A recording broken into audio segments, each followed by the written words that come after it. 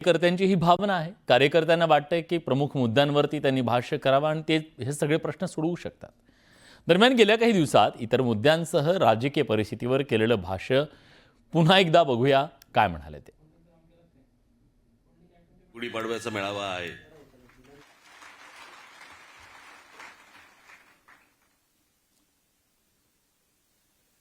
आता तिकडे जर समजा मी दांडपट्टाच फिरवणार असेल तर चाकूसुरे कशाला काढू आत्ता मी.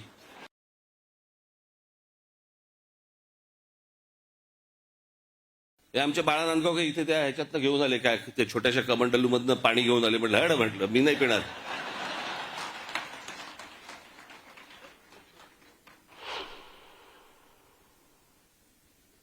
अहो मला सांगा, आता तो सोशल मीडिया आलाय, पूर्वीच्या काळात ठीक होतं. मी त्या सोशल मीडियावरती बघतोय माणसं तिथे आलेल्या बाया बिया हसतायत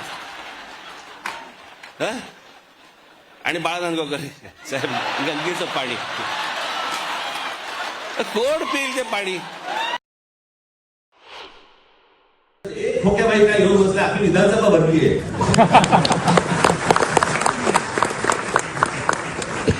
खोके बाई करले दाखवते. मूळ विषय राहतात बाजूला, बाकीच्या सगळ्या गोष्टी तुम्हाला भरकटवून टाकले जात आहे. ही महाराष्ट्राचा जो चिखल झालेला आहे आणि तो निव्वळ फक्त राजकारणासाठी आणि राजकीय फक्त मतं मिळण्यासाठी म्हणून तुमची आपापसात डोकी फोडून घेतायत.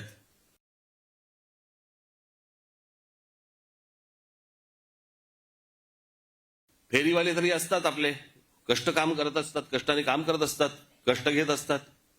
पण हे आत्ताचे जे राजकीय फेरीवाले आलेत ना,